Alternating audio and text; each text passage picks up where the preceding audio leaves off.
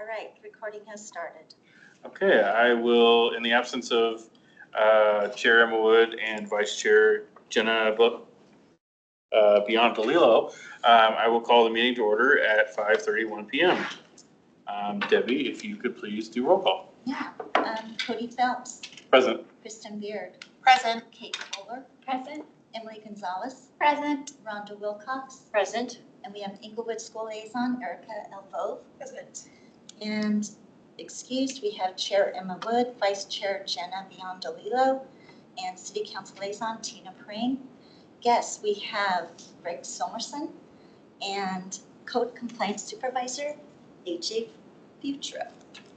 And Staff Director Christina Underhill. Here. Open Space Manager Tim Holt. Here. And Capital Projects Manager Gina Oberding. Here. Thank you.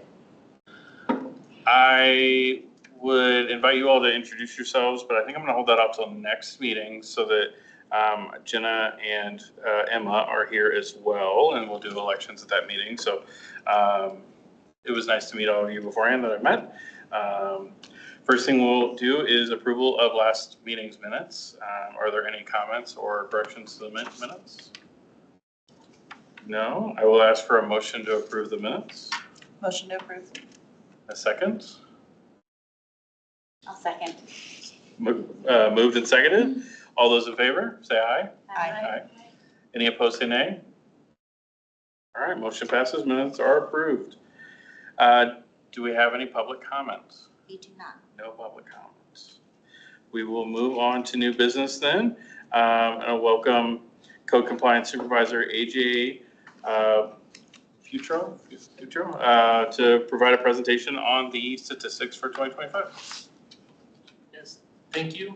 My name is AJ Futro. I am the Code Compliance Supervisor for the City of Englewood. Code Compliance does house the Park Ranger for the city, and so that's why I'm here speaking with you tonight as well. Down, if you scroll Next page. lower, yeah, it's the second or third page. All the information above is all the, right there.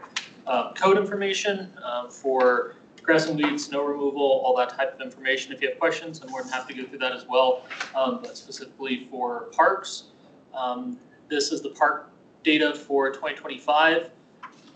We reported two different ways, if you haven't seen this before, but we go through this first one that you're looking at here is the park violations. These are broken out through the park rules and regulations, which are in Title 11, just specifies park rules violations. And then through that is all the different types of actual, what the rules are for the parks that are set by this commission and the city. And then these are broken out from that. So each category may be a standalone. So for example, alcohol or camping is a standalone. However, prohibited actions may consist of several of those park rules that are combined into one. Also an example of like vehicles and boating for say Centennial Lake, where there's no boats allowed on Centennial Lake, as well as no driving in the parks without permission. Those are combined into one as well. So instead of having 30 some odd different categories, we've sort of condensed that a little bit. So this is our statistics by month of how any violations that are observed and documented. This is sort of the breakdown of those violations. As you see, if we do an extra patrol where no violations were observed, is that top category for extra patrol. And then the next largest category, as you see, is that at-large animal, which is typically during our transition from our winter hours to our summer hours, as well as just one of our highest complaints, as well as the highest violation that we come across in the parks from citizens. So I'm happy to answer any questions as you go through the numbers. If we want to go through each month or however you want to look through them, I'm happy to answer any questions on that first section. Can I ask a question? Yes. So I see at-large animal, that makes sense to me. Dangerous animal, are those actual bites, or has, like an altercation has occurred between a person and an animal? Is that? Yeah, so dangerous animal also will be at-risk animal. So Okay. difference between at-risk and dangerous. Dangerous actually will cause an injury. Okay. At-risk is the threat of injury, and that is determined by the actual victim. So it could possibly be an actual injury of a bite, but it also could be where a dog is not in control of the park, where someone does have to pick up, say, a smaller dog because there is a dog that's not in control during an off-leash privilege time. That would be under that category as well. Great. Thank you for helping me understand. Appreciate it.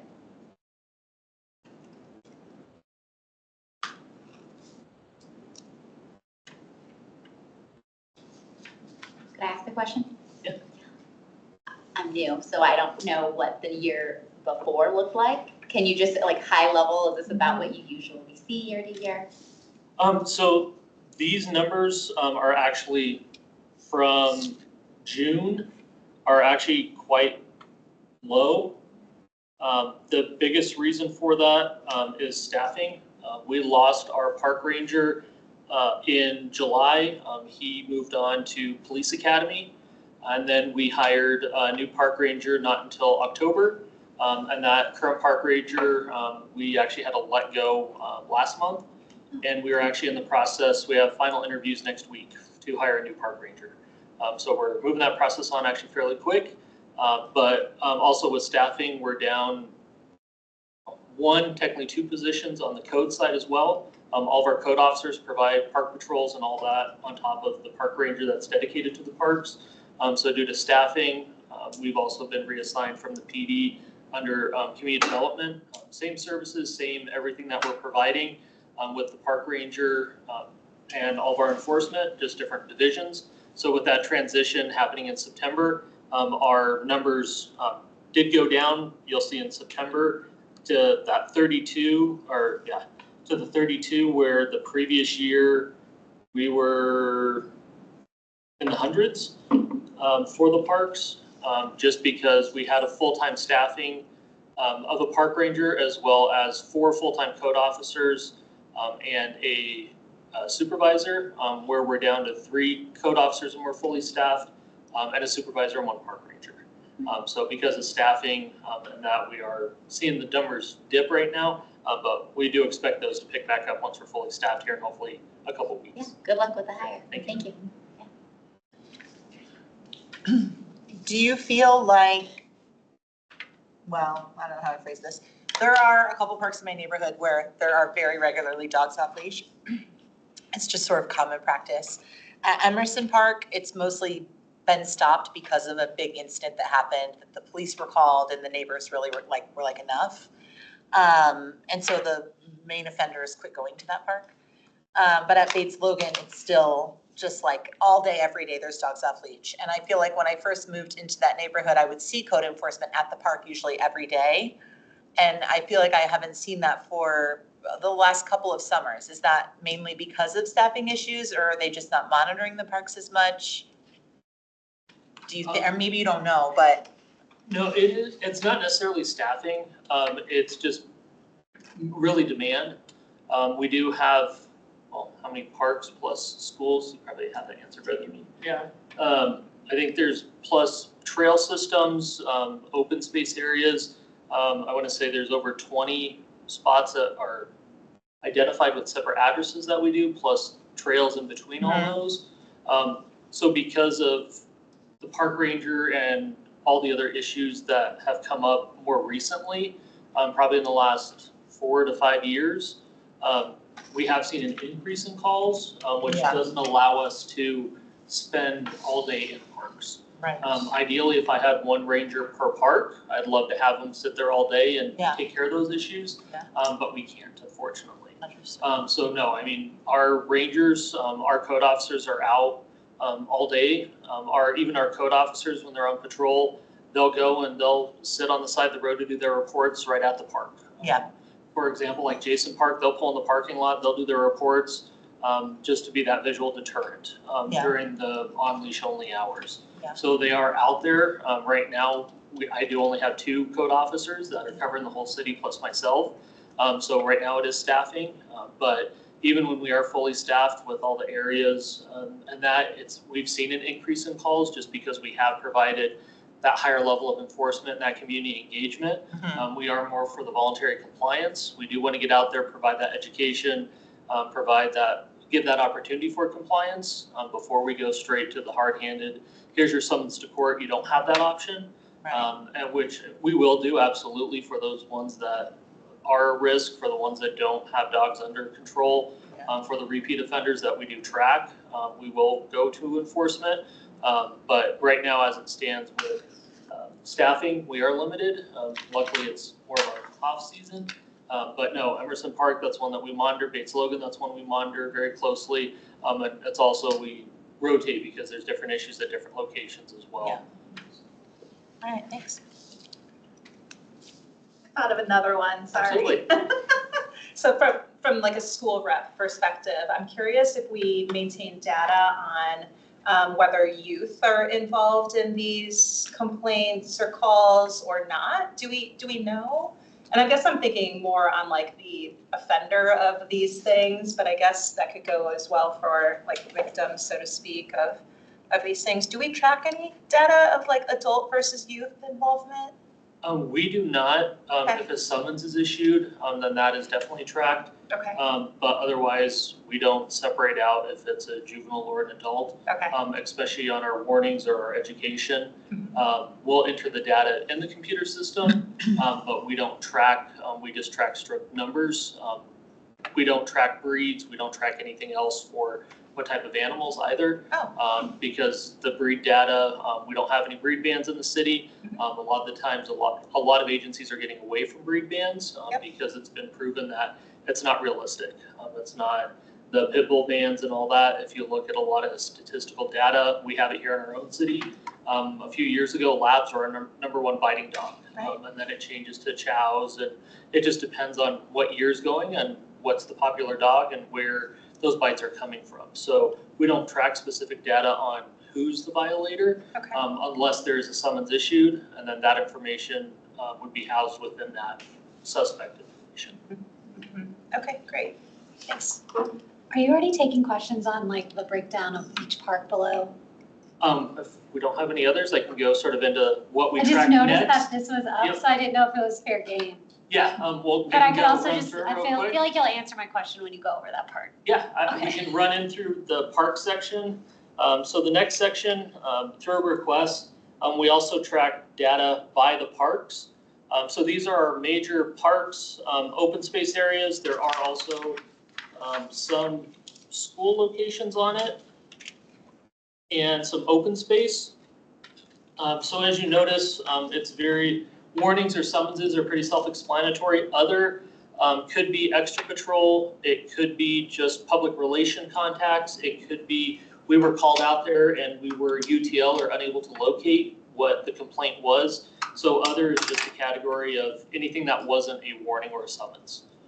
And it's broken down by our most, not every location in the city that we patrol, we're referenced to parks, but the most popular and the most common based on address and location. So if that answered it, otherwise I'll take your question. So I was wondering, so you have the warning summons, is there a way to know what falls under the other for a given park? So the other would be any of those. We have a whole list of, if you look on,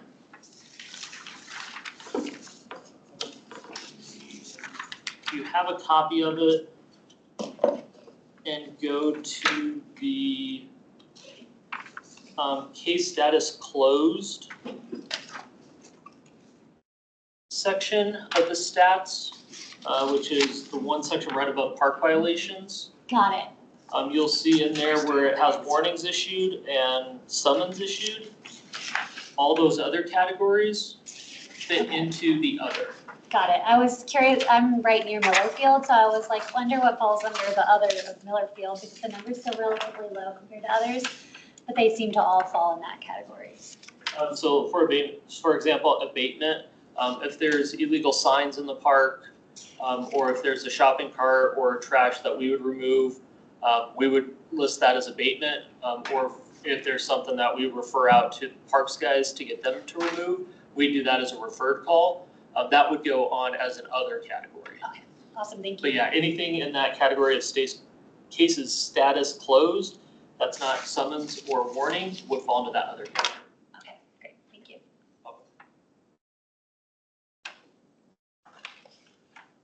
Based purely on some inference here under warnings and the months and numbers and all of that, it looks like, I'm guessing that Jason Park is probably the most calls in terms of the off-leash dogs. And I'm sure that relates to the fact that it's kind of weird in terms of what's allowed versus what's not, time of the day and all that. Jason and Duncan are the most. Yes. Okay.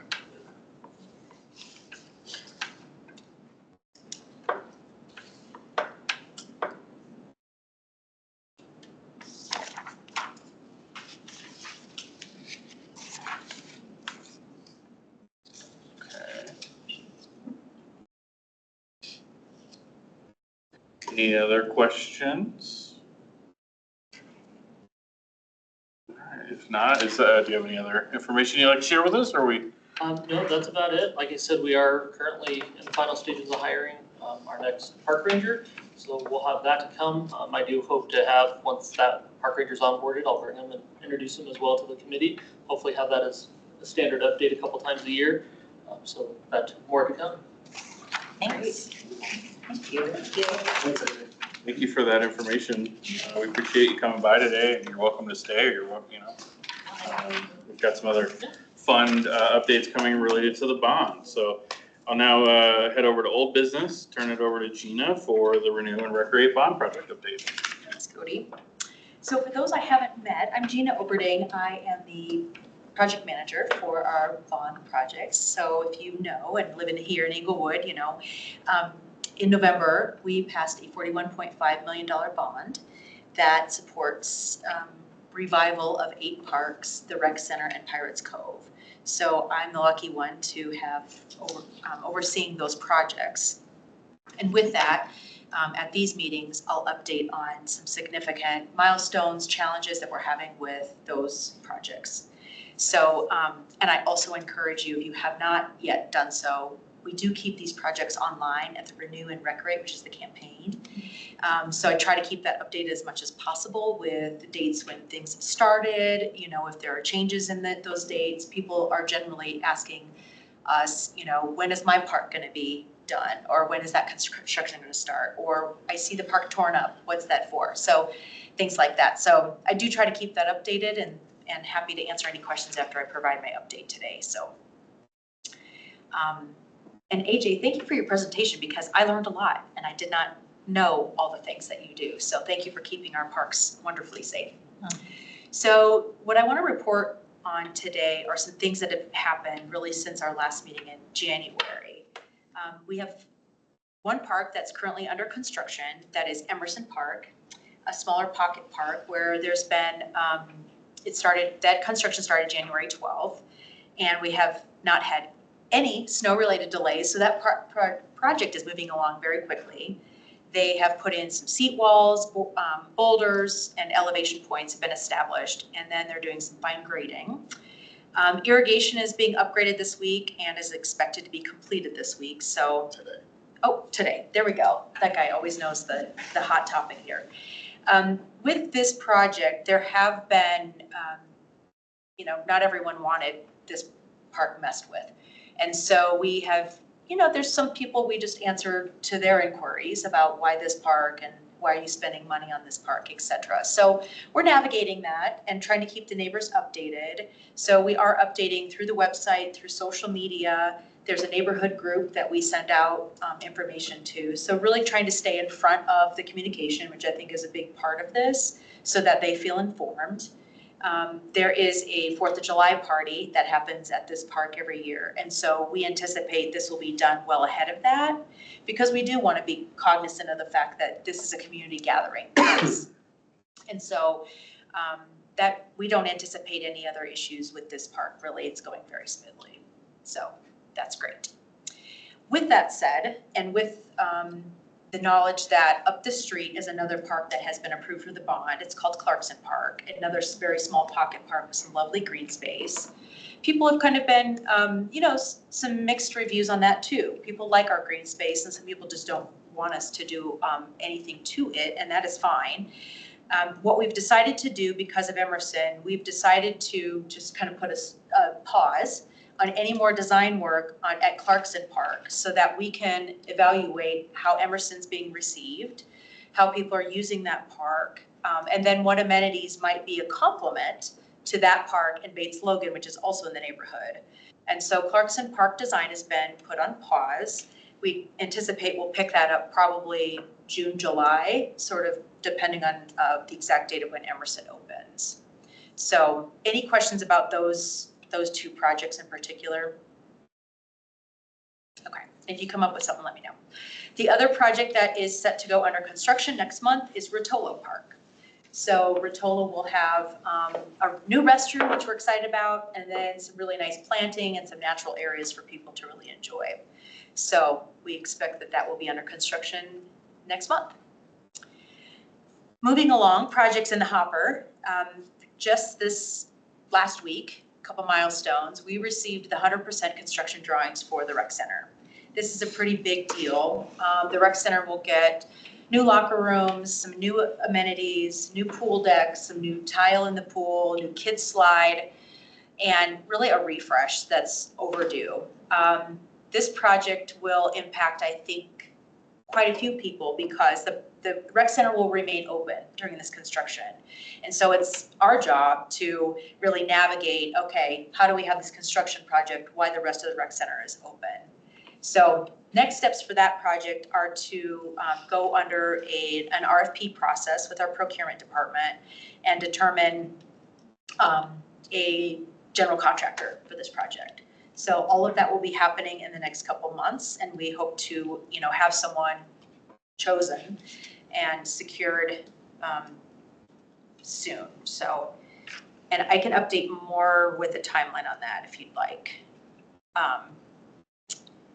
And Cody has been so generous to offer his time as someone representing this committee to review the applications that we get for the rec center. So Cody, I'll provide you some dates in which we would like you to be available to review these applications. Absolutely. And we appreciate very much your input on that.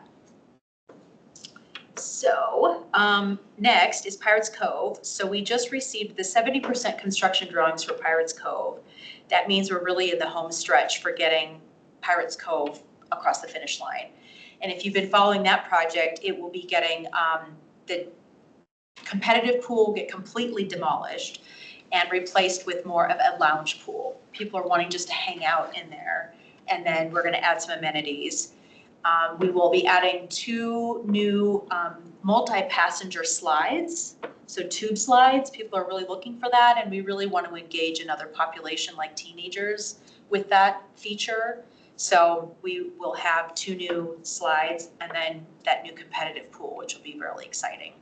So the tricky part with Pirates Cove is, and what stresses me out mostly, is the timeline. We are keeping our fingers crossed that we can go under construction early August and then be open again Memorial Day weekend of 2027. We do not want that park to be closed for any amount of time because it is so well loved and because it has such a short season. So it is my job to keep that project on schedule, and by golly, I'm gonna do it. I'm doing it, man.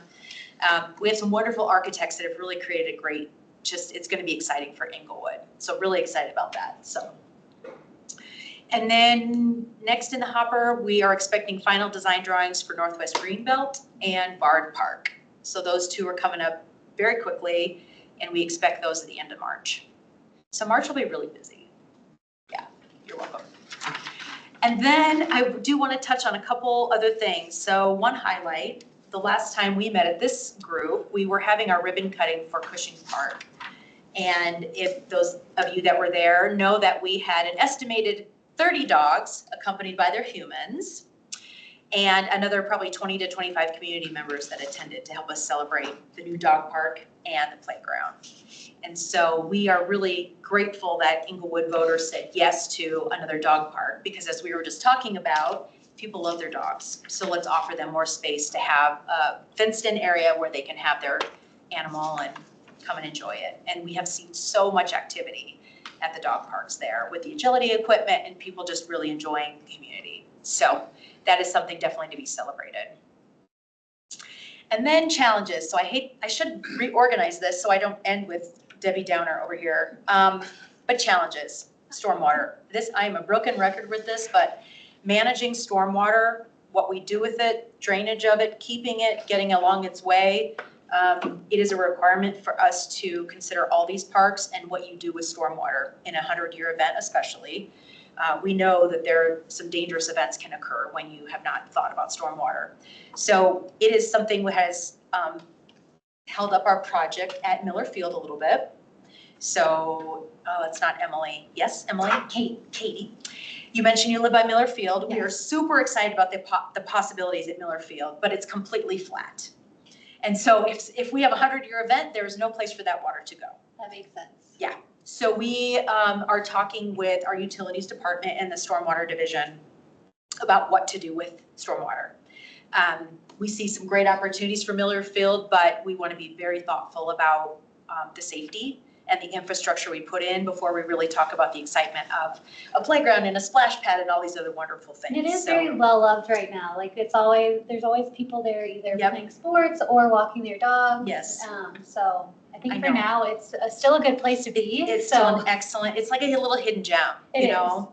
And we have some great ideas. Like so many apartments around it. So a lot of people probably with their dogs in the apartments that are looking for a place to go out. Yes. So I know when you all were considering, that's one thing I wanted to ask for Miller Field. Yep.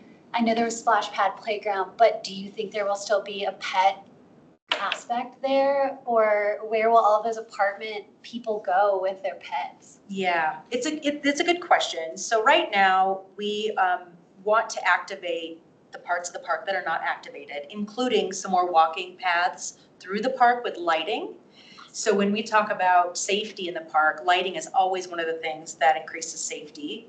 And so we do want to we are designing in there some more paths that go through the park so people can walk their dogs through the park and not just around it.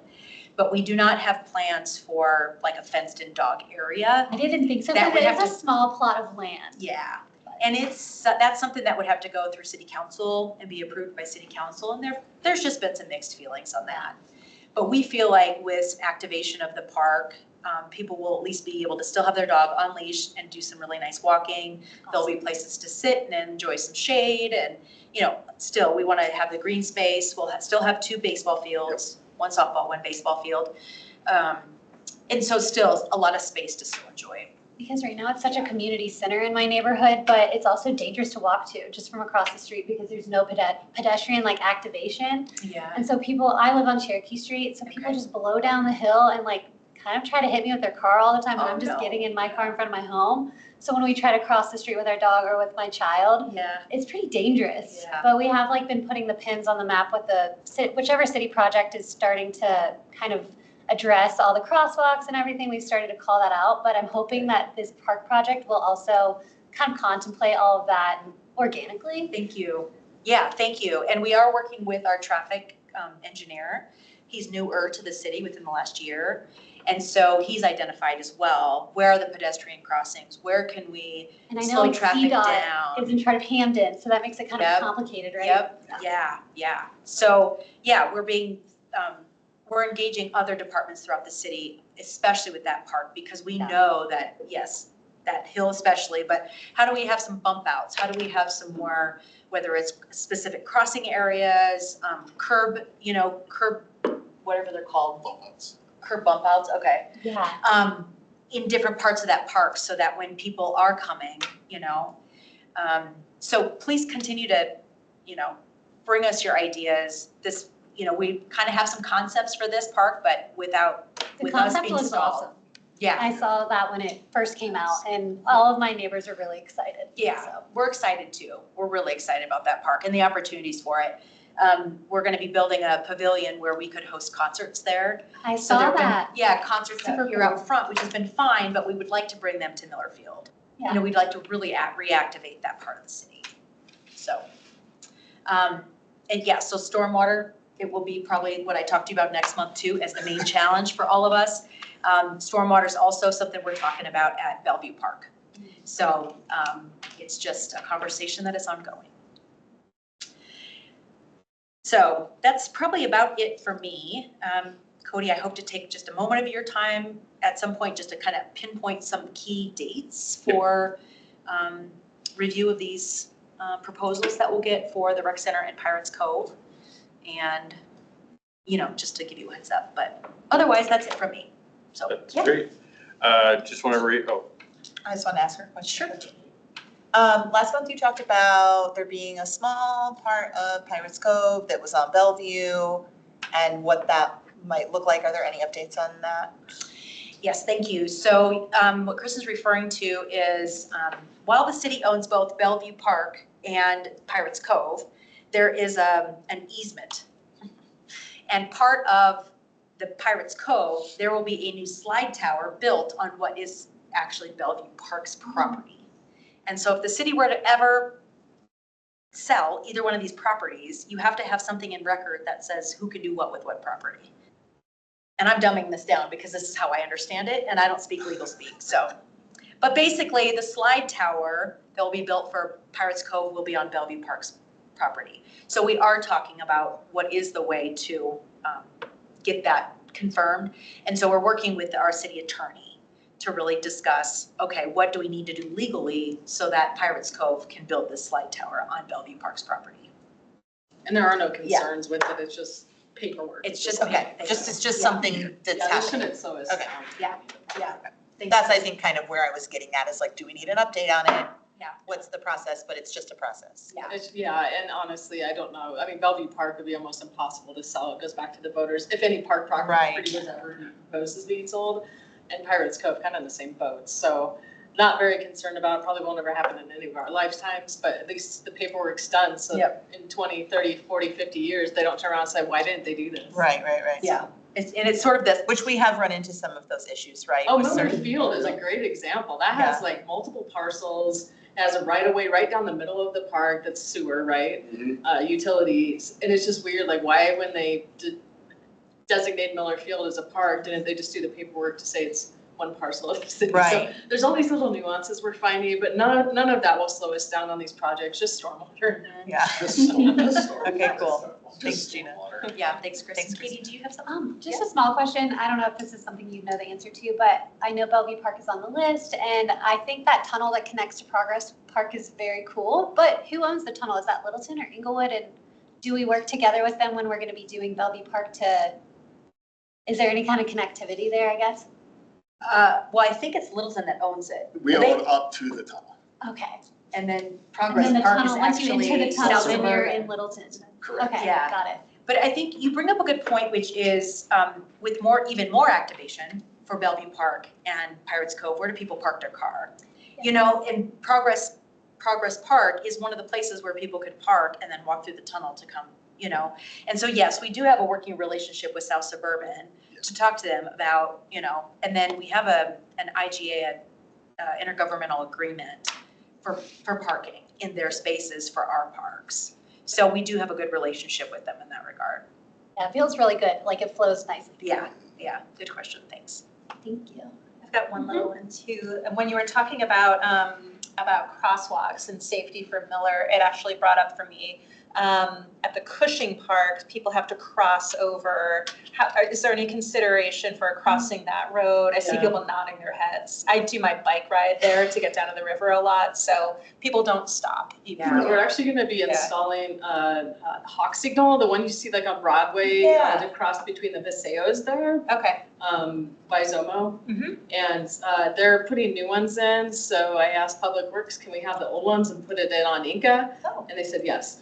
It's gonna be, I think it'll be probably early summer this happens, hoping it doesn't get delayed, but yes, that's very much a concern of ours. I mean, even in our park opening, when we were doing the ribbon cutting, we saw a few close calls. Yeah. So Yeah. that's a big concern, and yes, we are gonna be addressing it. It won't happen overnight, but that is the goal to get done probably by the end of second or beginning of third. Excellent. Yeah. I was like, it's already a little sketchy, but then there's gonna be more traffic and dogs Oh, now, yeah, so for thank you. I'm sure you had already thought of that, but just wanted to call it out. So thank you. That's great. We appreciate the questions and knowing what concerns you all have, so thanks. Any last minute questions? That's exciting. Okay, I kind of have a question related. Because when we did Romans Park, I was like, this was ages ago, right, when Dave Lee worked here. So I worked with Dave Lee, and then as soon as they did it, I said, oh goodness, now how am I gonna get there? Because Dartmouth Avenue separates, anyway. We had to work with Denver and Englewood because the crosswalk went, like it had to cross a certain spot. Like there's part of, it's a really weird spot. But I remember sitting in ETAC meetings. So I wonder, does someone from this group need to also go to an ETAC meeting to help with some of these, like all of these parks down here, what do we need to do? Like, do you need people on this side? That's, Work yeah, with that's, that I think, a great citizen group? 'Cause I- suggestion, and let's stay in touch too as we kind of run through these renovations and, like Miller Field is a good example and others. But, let's just keep that on the list, and if we see a need for that, Yeah, somebody's willing to go, that'd be amazing as a resident to represent and show the need that the park would have for a safe crossing. They put some really big green dots on. Yeah, good job with Romans Park. Yeah, great job. It was real, that was a That's a fun, big feat, yeah. yeah. We I were know. like some squeaky wheels. And then look at all the parks, it's so great. So look at us, yeah. All right, well, I just want to reiterate what Gina said. Encourage you all to check out the Renew and Recreate pages, learn everything you can about the bond projects. This will be a recurring meeting item every single meeting. And we have 2.5 years to get it all done? Yeah, April will be 2 years on the dot. Okay. Trust me, I count, I'm on it. Yeah. So we'll be talking about it a lot, and I'm sure you guys will come up with new questions and everything, and we'll have some great discussions. Now, we'll turn it over to Tim Holt. I think this is Tim's first time doing the Parks Project update, so. Yes, thank you for having me. My name is Tim Holt. Let me start over. I'm the Open Space Manager since late December. Prior to that, I started in the city in 2008, was supervisor in 2018, and now here I sit. So thank you for having me. Like AJ, we are in the middle of hiring our new park supervisor to take over my old role. We went through 40 applicants. First round of interviews I did myself. I screened them out. We did 17 or 18. Then second round of interviews, we had 2 panels, and we found our candidate. He has accepted the offer and is going through onboarding right now. So I don't want to give any names and jinx anything, but we're excited. We got our guy. He's going to bring a ton of experience from both private and public. So excited about that. Update on the 2025 open space grant at Centennial Park. We have our 100% drawings for that, and we're going to RFP. We hope to start construction early spring on that. That project is 2 new docks, new pathway, ADA accessibility down to the lake, and a library walk. So signs with books and pages on it. It's going to be fantastic. And I am also currently now applying for the 2026 open space grant, and we are applying for $600,000 to redo the playground at Bellevue Park. We feel it's our most needed playground. It's our oldest one. It's almost 18 years old, and it's heavily used. So this project is in design now, and hopefully with the grant, we hope to push it out, this time next year. Also excited to announce no parking signs have been installed at Bates Logan in front of all the ADA access points. None have or they have? They have been. Yay! Wow, that was fast, guys. Yeah. Dang. So that's exciting. That should alleviate some of the concerns around there and the Yeah. issues we've been having. And my neighbor is gonna be like thrilled, this is what instant gratification. Well, they're out there. I can send you pictures. And then lastly, we are getting ready to launch our Arbor Day tree sale. That will go live March 9th online. This year, we're selling 50 trees, 7 different varieties at $35 a piece, which is a bargain. And they go I'm fast. sorry, Tim, I was so excited about the no parking signs. Can you just tell us that Yeah. timeframe again? March 9th, the sale will go live online. We're selling 50 trees, 7 different varieties at $35 a piece. They usually sell out the first day. Years past, we've done 100 trees. Now we're going back to 50. It's a lot of work on our teams to organize, and we deliver. So we will deliver the trees on Arbor Day itself on the 17th, April 17th. So that's kind of a no-knock drop-off. We have your address, we come there, we drop off your tree with instructions on planting, and we're available for help after that. Where do these go for sale at? They're online, so the. Ticketmaster.com. Yeah. The webpage just went live today. I'll forward the link to you Thank guys. you, Debbie. You can see what trees are available. Okay. And then one last thing, I think Debbie sent you guys an email today requesting your stewardship for this grant. So if you guys are willing to write a letter, Cody, I know Adrian has mentioned you before, it would be appreciated. I have to submit at least 5 letters supporting why we need a new playground at Bellevue Park. I have 3 already from neighbors, so we're there. But if any of you feel like supporting, that'd be great. I can get one over. Any questions about any other parks? When do you need those letters of support by? Is there a deadline? Well, not really. I'm curious if it might be helpful to have like a school It's on rep. the email, and submit it's one. the 13th, I think they said. Friday, March 13th is what you're Yeah. thinking on. That's when I'd like to have that Forward portion this email of to you. the application done. Yeah. Let's show you. You guys just put your, If it might be helpful to have like a school Just put person. Absolutely. Someone like maybe, Yes. I'd be happy to help. Yeah, okay. And I provided kind of a reference letter.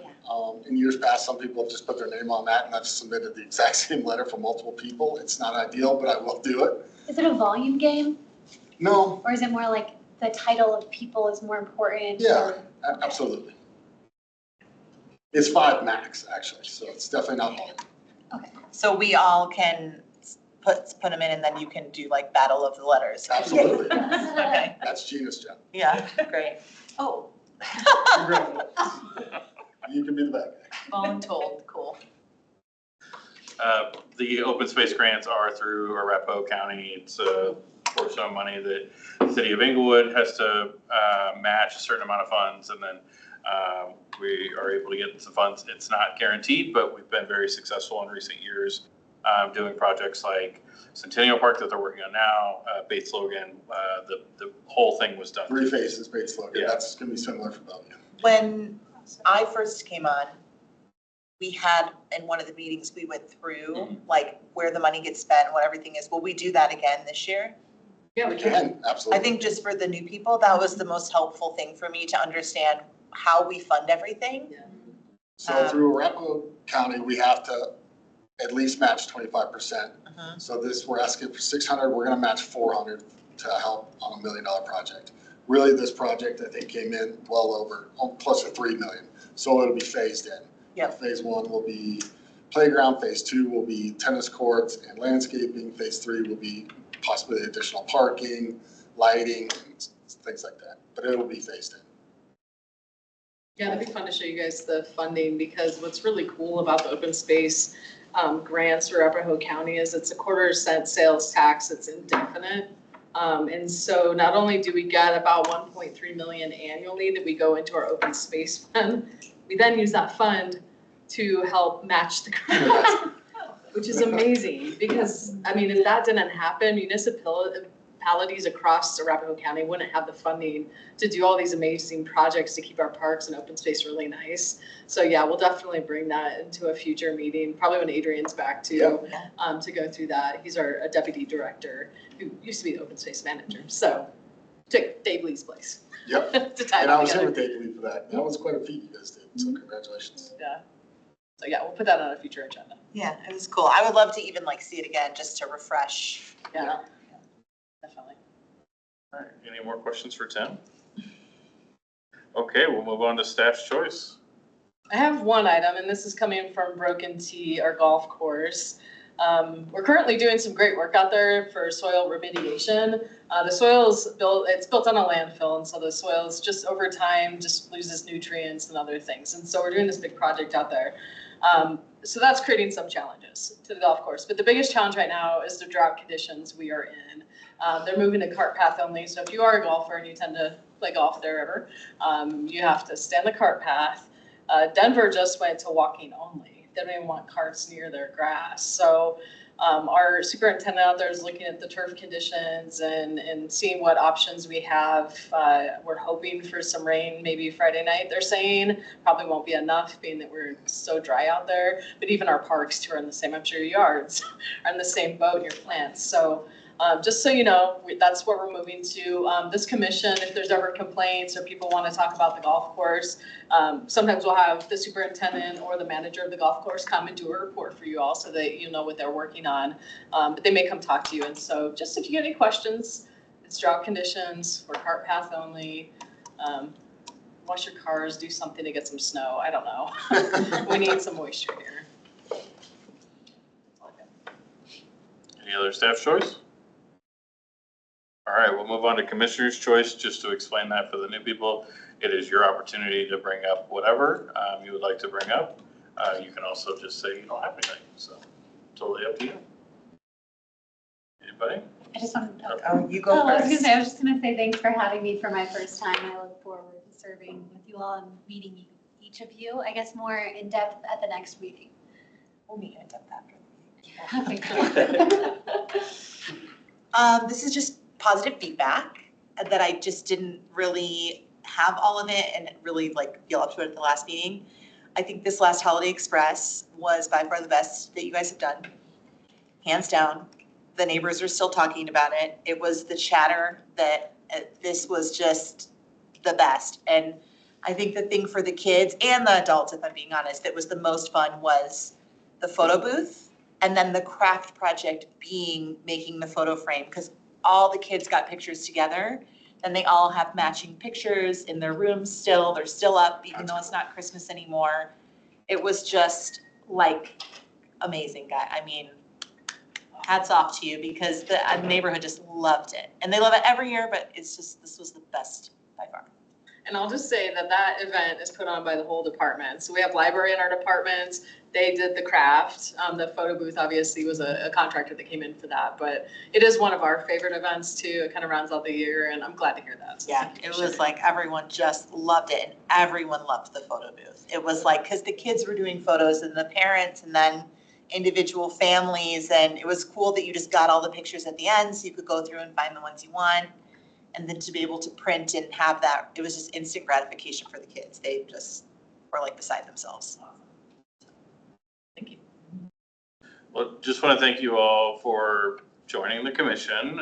Look forward to working with you further. We will have a few more people. I hope at the next one that we're here this time, Adrian, the deputy director, who's normally here. I'm assuming he'll be back at the next Oh, one. yeah, he will. He's in Vegas. He's doing just fine. He's fine. And then Jenna and Emma, I'm assuming they'll be here. But thank you all for volunteering to help your city. It's a small but big role. Like it doesn't take a ton of time, but it's important. If you have anything that you want to talk about at future meetings, I don't set the agenda, but you can email Debbie, I believe, right? Ask Debbie if there's something you might want to consider on a future agenda. I'm sure she and the chair can work together, find time. Otherwise, we'll see a lot of recurring things like the projects every meeting, but then we'll start to meet in the parks eventually, in the rec center and the different indoor facilities we have as well, and just start to see our city in our actual meetings, and encourage, if you have friends, neighbors, whatever, that want to come and join the meetings, encourage them to come. We usually try to keep them within 45 minutes to an hour. So anybody have anything else? With that, I will adjourn the meeting at 6:20 p.m. Thank you. Thank you. I'm Kristen.